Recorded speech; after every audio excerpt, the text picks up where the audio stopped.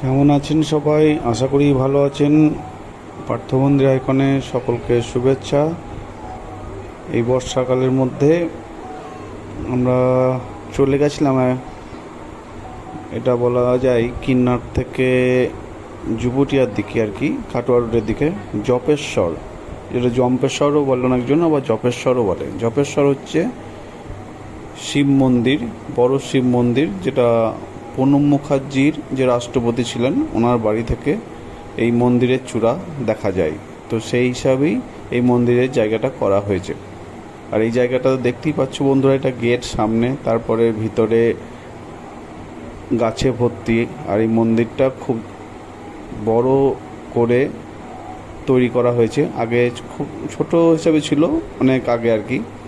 আর গেটটা খুব ছোট ছিল। এটা বাবা ভোলেনাথের মন্দির। কলকাতা থেকে দিয়ে আসেন তাহলে বোলপুর দিয়ে বাই কার স্টেশনে নেমে 45 মিনিট লাগবে। জপেশ্বর বা যুবটিয়া বললেই নিয়ে যাবে। আর বাই কার বা পার্সোনাল যদি আসেন তাহলে বোলপুর থেকে, যদি কাটোয়া রোডে যান বলে দেবে যে কাটোয়া রোড থেকে কিন্নাহাট দিয়ে রাস্তাটা, কিন্নার থেকে জাস্ট 2-3 কিলোমিটার রাস্তা, জপেশ্বর বা যুবটিয়া বললেই চলবে। জায়গাটা বাবা ভোলেনাথের জায়গা, ভিডিও তো দেখতেই পাচ্ছ বন্ধুরা।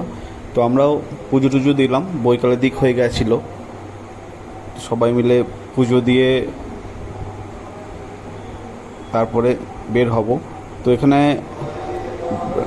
পুরোহিত মশাই চলে গেছিলো আর কি বেরিয়ে, তারপর আবার আমাদেরকে দেখে আবার কিছুক্ষণ পর ঘুরে আসে এবং ভালোভাবেই পুজো টুজো করে। তো এটা হচ্ছে বাইরের দিক মন্দির। এই মন্দির বীরভূমের মধ্যে আছে, এত সুন্দরভাবে তৈরি করেছে, তো দেখতে সবারই ভালো লাগে। এই মন্দির বাবা ভোলেনাথের মন্দির। আর আমার ভিডিওতে দেখবেন যে তার মধ্যে বলে দিই যে এটা হচ্ছে কুণ্ডু, বাবা ভোলেনাথের মন্দিরের সামনেই এটা কুণ্ডুর জল সবাই মাথায় নেয় আশীর্বাদ স্বরূপ। তো আমরাও সেই হিসাবেই নিলাম।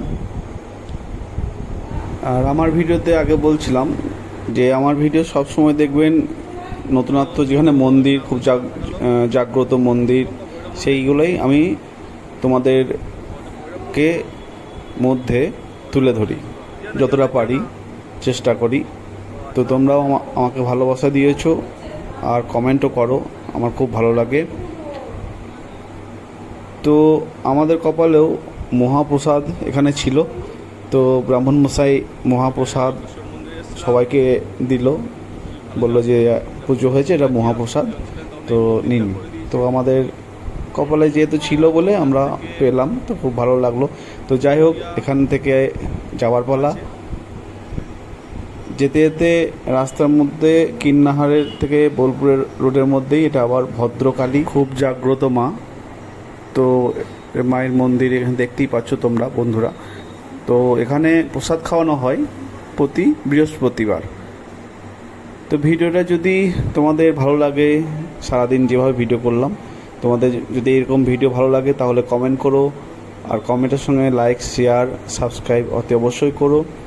তো নতুন নতুন কিছু ভিডিও আমি এনে দেখাতে পারবো, তোমাদেরকে তুলে ধরতে পারবো তোমাদের সামনে।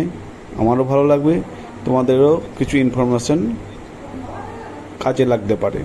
তো সবাই ভালো থাকবে।